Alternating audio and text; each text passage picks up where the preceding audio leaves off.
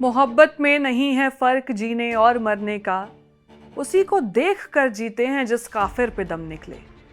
फिक्र और फलसफे के शायर मिर्जा गालिब का ये शेर वैसे तो बड़े खूबसूरत मायने रखता है, लेकिन इन दिनों इसकी एक डरावनी शक्ल भी दिखाई दे रही है।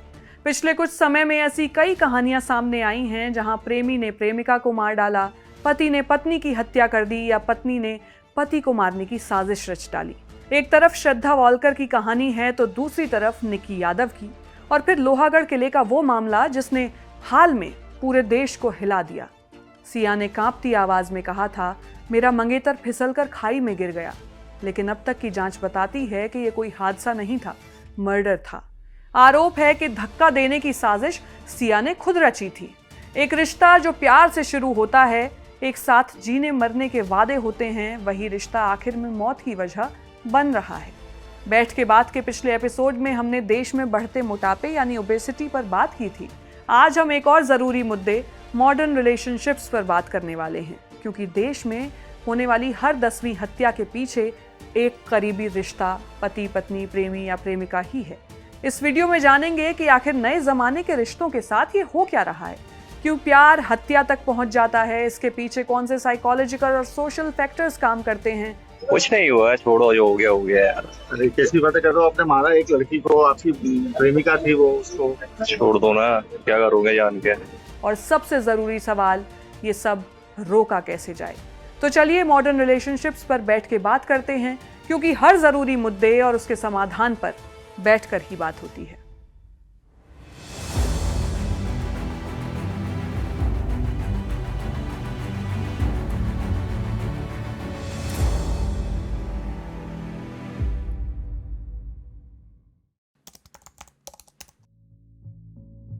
बीते कुछ सालों में भारत में एक अजीब और डराने वाला पैटर्न उभरा है, जहां कहानी प्यार से शुरू होती है और खून पर जाकर खत्म होती है। क्या है ये पैटर्न? इसे समझने के लिए शुरुआत उस मामले से करते हैं जिसने हाल ही में रिश्तों को लेकर एक नई बहस छेड़ दी है। Pune murder case. पुणे शहर से करीब 64 किलोमीटर दूर लोहागढ़ किला है। 18 जून 2026 की सुबह करीब 10 बजे किले की चोटी से एक चीख गूंजी। गार्ड्स जब पहुंचे, उनके सामने 20 साल की सिया खड़ी थी, घबराई हुई थी। सिया ने कांपती आवाज में बताया, मेरा मंगेतर केतन फिसलकर खाई में गिर गया है। सिया ने खुद घर वालों को फोन किया। अगले दिन इंस्टाग्राम पर लिखा, केतन तुम मुझे मेरे जन्मदिन पर अकेला छोड़ गए, वापस आ जाओ। पहली नजर में ये एक दर्दनाक हादसा लग रहा था, लेकिन कहानी वैसी नहीं थी जैसी दिखाई दे रही थी। जैसे जैसे जांच आगे बढ़ी, पूरी तस्वीर बदलने लगी। पुणे पुलिस की जांच में खुलासा हुआ कि केतन की मौत कोई हादसा नहीं बल्कि मर्डर था। आरोप है कि खुद सिया ने अपने बॉयफ्रेंड चेतन चौधरी के साथ मिलकर घटना को अंजाम दिया। जांच में जो सामने आया वो और भी चौंकाने वाला था। सिया और चेतन ने गूगल पर लोहागढ़ किले के डेथ पॉइंट सर्च किए थे, वहां तक पहुंचने का रास्ता ढूंढा था, खाइयों की गहराई नापी थी, जहर देकर कैसे मारे ताकि पुलिस को शक ना हो, पकड़े जाने पर पुलिस के सवालों के क्या जवाब दें, कौन से व्हाट्सएप मैसेज डिलीट करने हैं, ये सब गूगल पर सर्च किया गया था।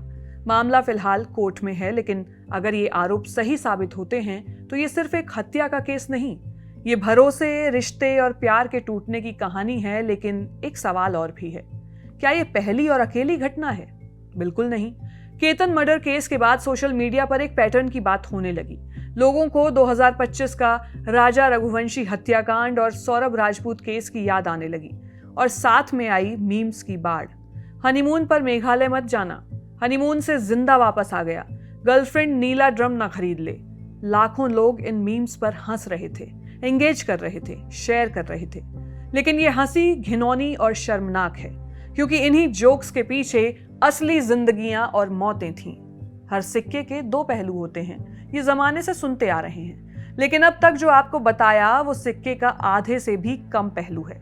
श्रद्धा वालकर, निक्की यादव, निकिता तोमर जैसी बेटियां भी मारी गईं। उनकी कहानियां भी जिंदा हैं। श्रद्धा को उसके live in partner Aftab Poonawalla ने मार डाला। शव के 35 टुकड़े किए महीनों तक दिल्ली के जंगलों में फेंकता था और ऊपर से हर रोज नॉर्मल लाइफ जीता रहा।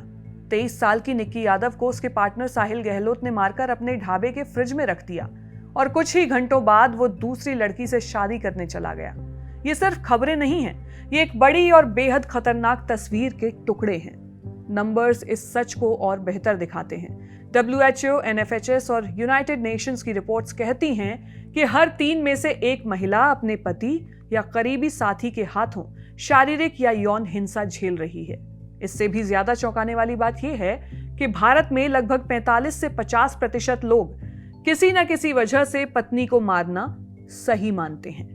NCRB के आंकड़े इस हकीकत पर मुहर लगाते नजर आते हैं। साल 2023 में महिलाओं के खिलाफ अपराध के 4,48,000 मामले दर्ज हुए। इनमें सबसे ज्यादा 31.4% मामले क्रूअल्टी बाय हस्बैंड और रिलेटिव्स के थे। वहीं 2017 से 2021 के बीच करीब 35,000 महिलाओं की हत्या उनके पति या ससुराल वालों ने की। ये डरावनी तस्वीर सिर्फ भारत तक सीमित नहीं है, पूरी दुनिया में हालात चिंताजनक हैं। 2024 में लगभग 50,000 महिलाओं और लड़कियों की हत्या उनके पार्टनर या परिवार के किसी सदस्य ने की। रिपोर्ट्स का एनालिसिस एक और चौंकाने वाला सच सामने लाता है और वो ये है कि पूरी दुनिया में महिलाओं की हत्या करने वाले ज्यादातर उनके अपने होते हैं, जबकि पुरुषों की हत्या करने वालों में अजनबियों की संख्या ज्यादा होती है। यूनाइटेड नेशंस की रिपोर्ट के मुताबिक 2021 में 56% महिलाओं की हत्या उनके पति, पार्टनर या फैमिली मेंबर ने की। वहीं पुरुषों के मामले में यह आंकड़ा सिर्फ 11% था। यानी महिलाओं के लिए सबसे खतरनाक जगह अक्सर सड़क नहीं बल्कि उनका अपना घर होता है। लेकिन ये कहानी सिर्फ महिलाओं की नहीं है, ना ही असल मुद्दा केवल महिला या केवल पुरुष का है। बात उन नए जमाने के रिश्तों की है जो कभी प्यार से शुरू हुए थे और आखिर में हिंसा और हत्या तक पहुंच गए। और यहीं पर हमें एक और चौंकाने वाला आंकड़ा मिलता है। NCRB के मुताबिक लव अफेयर्स भारत में हत्या का तीसरा सबसे बड़ा कारण है। 2022 में हुई 28,522 हत्याओं में से 19 अलग अलग मकसद थे। सबसे बड़ी वजह पर्सनल ग्रज यानी पुरानी दुश्मनी थी, लेकिन उसके तुरंत बाद लव अफेयर्स और मैरिटल डिस्प्यूट्स हत्या की वजह बने। ये दोनों मिलकर कुल हत्याओं का 10 से 11% बनाते हैं। यानी देश में होने वाली हर 10वीं हत्या के पीछे एक करीबी रिश्ते, प्रेमी, प्रेमिका, पति या पत्नी, इनका हाथ है। असल में ये जो कुछ भी हो रहा है इसे क्रिमिनोलॉजी की भाषा में इंटीमेट पार्टनर होमिसाइड कहते हैं। जब पति पत्नी, प्रेमी प्रेमिका या लिव इन पार्टनर्स के बीच वायलेंस मतलब मारपीट होने लगे तो उसे इंटीमेट पार्टनर वायलेंस कहा जाता है। और जब उस हिंसा की आखिरी कड़ी हत्या बन जाए तो वो हो जाता है इंटीमेट पार्टनर होमिसाइड। और यही इस पूरी वीडियो का विषय है। आगे यही समझेंगे कि ऐसा क्यों हो रहा है, कैसे हो रहा है और ये सब कब और कैसे खत्म होगा या हो भी सकता है या नहीं। हम फिलहाल उस बहस में बिल्कुल नहीं पड़ेंगे कि प्रेमी ज्यादा मार रहे हैं या प्रेमिकाएं हत्याएं ज्यादा कर रही हैं। उसका जवाब पीछे बताए गए आंकड़े और आपका विवेक खुद तय करे। हम ये समझने की कोशिश करेंगे कि कोई इंसान उस व्यक्ति को कैसे मार सकता है जिसके साथ उसने कभी पूरी जिंदगी बिताने के सपने देखे थे। जवाब आसान नहीं है, लेकिन जानना जरूरी है। एक बड़ा मिथ है कि करीबी रिश्तों में होने वाली हत्याएं क्राइम ऑफ पैशन होती हैं, यानी गुस्से में आकर एक पल में पार्टनर दूसरे की हत्या कर देता है। लेकिन रिसर्च कहती है कि ऐसा नहीं होता। डॉक्टर जेन मॉन्कटन स्मिथ इंग्लैंड के यूनिवर्सिटी ऑफ ग्लॉस्टरशायर में प्रोफेसर हैं। होमिसाइड, कोएसिव कंट्रोल और स्टॉकिंग पर उनकी रिसर्च दुनिया भर में मानी जाती है। उनके मुताबिक पार्टनर की हत्या आमतौर पर अचानक नहीं होती, उसके पीछे एक पैटर्न होता है, एक तय रास्ता होता है।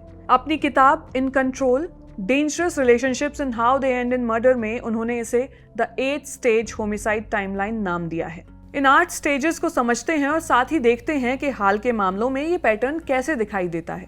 पहली स्टेज अपराधी के अतीत यानी हिस्ट्री की होती है। अक्सर उसने पहले भी किसी पार्टनर का पीछा किया होता है या उन्हें कंट्रोल करने की कोशिश की होती है। ये पहला वार्निंग साइन है जिसे अक्सर नज़रअंदाज कर दिया जाता है। श्रद्धा वालकर केस में नवंबर 2020 में श्रद्धा ने अपनी रिटन कंप्लेंट में कहा था कि आफताब पहले भी ऐसी हिंसक हरकतें कर चुका था। शिकायत में श्रद्धा के शब्द थे कि आफताब धमकी देता था कि kill me, cut me up in pieces and throw me away, यानी मार देगा, टुकड़ों में काट देगा और फेंक देगा। ये सब स्टेज 1 में हो रहा था। वार्निंग साइन सामने था लेकिन किसी ने नहीं देखा या देखकर भी अनदेखा किया। वही बाद में हकीकत बन गई। स्टेज 2 में अपराधी फास्ट कमिटमेंट करता है, वो मूव इन यानी साथ रहने, शादी करने या फुली कमिटेड होने का दबाव बनाता है। शुरुआत में जो रोमांटिक लग सकता है वो दरअसल कंट्रोल की पहली कड़ी होती है। निक्की यादव केस में रिश्ता कम समय में ही सीरियस बना, जल्द ही लॉन्ग टर्म कमिटमेंट होने लगी। दोनों के बीच मैरिज प्लस फ्यूचर प्लानिंग का दबाव शुरू हो गया, यानी रिलेशनशिप को बहुत जल्दी में परमानेंट बनाने की कोशिश हो रही थी। तीसरी स्टेज में कोएसिव कंट्रोल शुरू होता है। अपराधी पार्टनर की हर एक्टिविटी मॉनिटर करने लगता है, दोस्तों और परिवार से धीरे धीरे आइसोलेट कर देता है, फ्रीडम कम होने लगती है और विक्टिम वो झगड़ों से बचने के लिए खुद को बदलने लगता है, खुद को छोटा करता जाता है। श्रद्धा ने दोस्तों को बताया था कि रिश्ते की शुरुआत से ही आफताब उसका शारीरिक शोषण करता रहा। कंट्रोल इतना गहरा था कि श्रद्धा के पिता ने उसे आफताब से अलग होने की सलाह दी, लेकिन श्रद्धा नहीं मानी। कंट्रोल इसी तरह काम करता है, बाहर से दिखता नहीं, अंदर से तोड़ता रहता है। चौथी स्टेज में एक ट्रिगर पॉइंट आता है, कोई एक ऐसी घटना जो अपराधी को हिला देती है, जिसके बाद उसे लगता है कि उसका कंट्रोल छिन रहा है। सबसे बड़ा ट्रिगर अक्सर सेपरेशन होता है, जब पार्टनर रिश्ता छोड़ने का फैसला करता है। निक्की यादव केस में साहिल गहलोत को पहले से पता था कि घर वालों ने उसकी शादी कहीं और तय कर दी है। आरोप है कि उसने निक्की के सामने 2 विकल्प रखे, या तो रिश्ता तोड़ो या मेरी दूसरी शादी के बावजूद मेरे साथ बने रहो। निक्की ने इनकार किया, यही ट्रिगर बन गया। स्टेज 5 एस्केलेशन का होता है। अब हालात तेजी से बिगड़ने लगते हैं, बिहेवियर एग्रेसिव होने लगता है, स्टॉकिंग शुरू हो जाती है, सुसाइड थ्रेट्स आने लगते हैं, हर तरफ से इमोशनल प्रेशर बढ़ने लगता है। विक्टिम के लिए ये सबसे डरावना समय होता है। श्रद्धा को शक था कि आफताब किसी और लड़की से बात करता है। इसी बात पर झगड़े होते रहे, तनाव बढ़ता गया, रिश्ता टूटने की कगार पर आ गया और एस्केलेशन चरम पर पहुंच गया। स्टेज 6 में अपराधी की सोच बदलने लगती है। एक्सपर्ट्स इसे सबसे खतरनाक स्टेज मानते हैं। अपराधी मान लेता है कि अब कोई रास्ता नहीं बचा और तब कुछ अजीब होता है, वो अचानक शांत हो जाता है। ये तूफान से पहले वाली खामोशी होती है, ठीक वैसे ही जैसे मेघालय में नई शादी, हनीमून और खुशियों का माहौल लग रहा था, लेकिन सोनम ने अपने कथित प्रेमी राज कुशवाहा के साथ मिलकर पति की हत्या की पूरी प्लानिंग रच ली थी। 7वीं स्टेज में अपराधी हत्या की तैयारी करता है। हत्या कैसे होगी, कब होगी, कहाँ होगी, किस हथियार से होगी, कैसे बचा जाएगा, अपराधी जवाब ढूंढने लगता है। याद कीजिए, सिया और चेतन ने गूगल पर यही सब सर्च किया था। और फिर आखिरी स्टेज होमिसाइड यानी हत्या का होता है, जिसकी तैयारी कई बार महीनों से चल रही होती है। इसके बाद या तो अपराधी आत्महत्या कर लेता है या पूरी घटना को एक्सीडेंट की तरह पेश करने की कोशिश करता है, जैसे लोहागढ़ किले पर किया गया था। 8 स्टेजेस, एक तय रास्ता और हर बार लगभग एक जैसा पैटर्न है। डॉक्टर जेन मॉन्कटन स्मिथ की रिसर्च का सबसे ज़रूरी सबक ये है कि इंटीमेट पार्टनर होमिसाइड कोई अचानक हुई घटना नहीं होती, वो एक प्रोसेस है, और अगर इस प्रोसेस को पहचाना जाए तो शायद कुछ जिंदगियां बचाई जा सकती हैं। आखिर कोई इंसान उस शख्स की हत्या कैसे कर सकता है जिससे उसने कभी प्यार किया था? वो कौन सी राह है जो किसी को उस मुकाम तक ले जाती है जहां हत्या ही एकमात्र रास्ता दिखने लगता है? एक्सपर्ट्स बताते हैं कि इसके पीछे कोई एक वजह नहीं होती, कई साइकोलॉजिकल और सोशल तहें होती हैं, यानी परतें होती हैं जो धीरे धीरे किसी इंसान को उस अंधेरे कोने तक धकेलती हैं। पहली और शायद सबसे बड़ी वजह वो सोच जो कहती है तुम सिर्फ मेरे हो, अगर मेरी नहीं हो सकती तो किसी की भी नहीं होगी। साइकोलॉजिस्ट इसे पॉजेसिव अटैचमेंट कहते हैं, जब कोई अपने पार्टनर को एक इंसान नहीं बल्कि अपनी प्रॉपर्टी समझने लगता है, और जब वो प्रॉपर्टी हाथ से जाने लगे तो हिंसा का रास्ता खुलता है। रिसर्च बताती है कि जेलसी और पॉजेसिवनेस दुनिया भर में इंटीमेट पार्टनर होमिसाइड की सबसे बड़ी वजहों में शामिल है, खासकर तब जब पीड़ित ने रिश्ता तोड़ने की कोशिश की हो या कोई नया रिश्ता बनाया हो। दूसरी वजह एक्स्ट्रा मैरिटल अफेयर्स का बढ़ना है। सोशल मीडिया और डेटिंग एप्स ने नए रिश्ते बनाना पहले से कहीं आसान कर दिया है। ऐसे में शादी के बाहर के रिश्ते अब कोई अपवाद नहीं रहे। हाल के ज्यादातर हत्या के मामलों की जड़ में एक एक्स्ट्रा मैरिटल अफेयर था, और जब ये रिश्ते टूटने लगते हैं तो पैनिक, फियर और कंट्रोल की जरूरत हत्या तक ले जाती है। तीसरी वजह जबरदस्ती की शादी है। भारत में आज भी कई मामलों में शादी परिवार की मर्जी से होती है। कंपैटिबिलिटी नहीं देखी जाती, एक दूसरे को जानने का वक्त नहीं मिलता। 2 अनजान लोग एक छत के नीचे आते हैं और जब कॉन्फ्लिक्ट होता है तो उसे सुलझाने के टूल्स किसी के पास नहीं होते। मेघालय मामले में भी सोनम ने यही कहा था कि उससे जबरदस्ती शादी करवाई गई थी। चौथी वजह अल्कोहल और सब्सटेंस अब्यूज है। नेशनल फैमिली हेल्थ सर्वे बताता है कि डोमेस्टिक वायलेंस के ज्यादातर मामलों में पुरुष ने शराब पी रखी थी, नशे में सेल्फ कंट्रोल कमजोर पड़ता है, गुस्सा बेकाबू होता है और जो हिंसा शायद कभी नहीं होती वो हो जाती है। रिसर्च इस बात पर एकमत है कि alcohol abuse intimate partner homicide का एक बड़ा रिस्क फैक्टर है। 5वीं वजह मेंटल हेल्थ की अनदेखी है। भारत में डिप्रेशन, एंजाइटी और PTSD जैसी बीमारियों को आज भी कमजोरी माना जाता है, इलाज की जरूरत नहीं। जब कोई अनट्रीटेड मेंटल हेल्थ प्रॉब्लम्स के साथ एक टॉक्सिक रिलेशनशिप में फंसा होता है तो नतीजे बेहद खतरनाक हो सकते हैं। दर्द का कोई रास्ता नहीं होता तो वो दूसरों पर फूटता है। और छठी वजह, जो शायद इन सब की जड़ है, वो पेट्रियार्की है। भारत में एक पुरानी सोच है कि पत्नी पति की इज्जत है और इज्जत का मतलब धीरे धीरे प्रॉपर्टी बन जाता है। जब पत्नी इस डेफिनेशन से बाहर कदम रखती है, अपनी पसंद की बात करती है या छोड़ने की सोचती है तो कुछ पुरुषों के लिए ये उनके ईगो पर हमला बन जाता है। NFHS 5 का एक आंकड़ा सोचने पर मजबूर करता है। तमिलनाडु, कर्नाटक और आंध्र प्रदेश, तेलंगाना जैसे साउथ इंडियन स्टेट्स में 80% महिलाओं ने माना कि पति का पत्नी को मारना सही है और 38% भारतीय पुरुषों ने खुद कबूल किया कि उन्होंने अपनी पार्टनर के साथ फिजिकल अब्यूज किया है। जब हिंसा को नॉर्मल मान लिया जाता है तो वो बढ़ती रहती है, चुपचाप घर की दीवारों के पीछे। लेकिन यहाँ रुककर एक बात साफ समझनी जरूरी है। पति का पत्नी को मारना और पत्नी का पति को मारना, ये दोनों एक तराजू में नहीं तौले जा सकते। अगर आधी से ज्यादा महिलाएं खुद मान रही हैं कि पति का उन्हें मारना सही है तो ये कोई इत्तेफाक नहीं, ये सदियों की उस पेट्रियार्कल कंडीशनिंग का नतीजा है जिसने हिंसा सहने को ही अच्छी पत्नी होने की पहचान बना दिया। यही वजह है कि महिलाओं के खिलाफ होने वाली हिंसा और हत्याओं को किसी भी सूरत में जस्टिफाई नहीं किया जा सकता। साथ ही इससे भी इनकार नहीं किया जा सकता कि पुरुष भी मारे जाते हैं। सोशल मीडिया पर अक्सर ये सवाल उठता है कि उनकी बात क्यों नहीं होती, और ये सवाल गलत भी नहीं है, लेकिन फर्क समझना जरूरी है।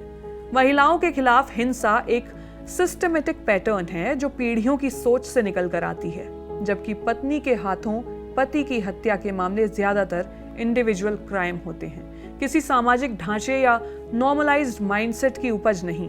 और दोनों को एक ही तराजू में तौलना दोनों समस्याओं को ठीक से समझने से रोकता है। और एक 7वीं वजह भी है जो बाकी सबसे अलग और शायद सबसे खतरनाक है, मैकियावेलिनिज्म। ये साइकोलॉजी का एक पर्सनैलिटी ट्रेट है जहां इंसान रिश्तों को भी सिर्फ फायदे नुकसान के तराजू में तौलता है। इसमें इंसान बेहद मैनिपुलेटिव होता है, दुनिया को लेकर उसका नजरिया सिनिकल होता है, उसे बस अपना फायदा दिखता है और उसके लिए रास्ता चाहे जो भी हो, मंजिल सही होनी चाहिए, यानी एंड्स जस्टिफाई द मीन्स। यही वो सोच है जो किसी को मकसद हासिल करने के लिए किसी भी हद तक लेकर जा सकती है, फिर चाहे वो सामने वाला उनका सबसे करीबी साथी ही क्यों ना हो। ये सभी वजहें अलग अलग नहीं हैं, ये अक्सर एक साथ काम करती हैं, एक दूसरे को और गहरा करती हैं, और यही वो जमीन तैयार करती हैं जहां कोई अपनों की हत्या तक कर देता है।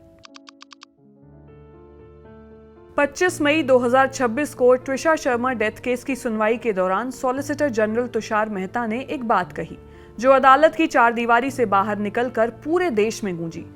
Better to have a divorced daughter than a dead one, यानी मरी हुई बेटी से बेहतर तलाकशुदा बेटी है। लेकिन इसमें एक पूरा सवाल छुपा है जो अक्सर उठता है, जब रिश्ता टूट रहा हो, जब शादी में दम घुट रहा हो, तो तलाक क्यों नहीं, ब्रेकअप क्यों नहीं, हत्या क्यों?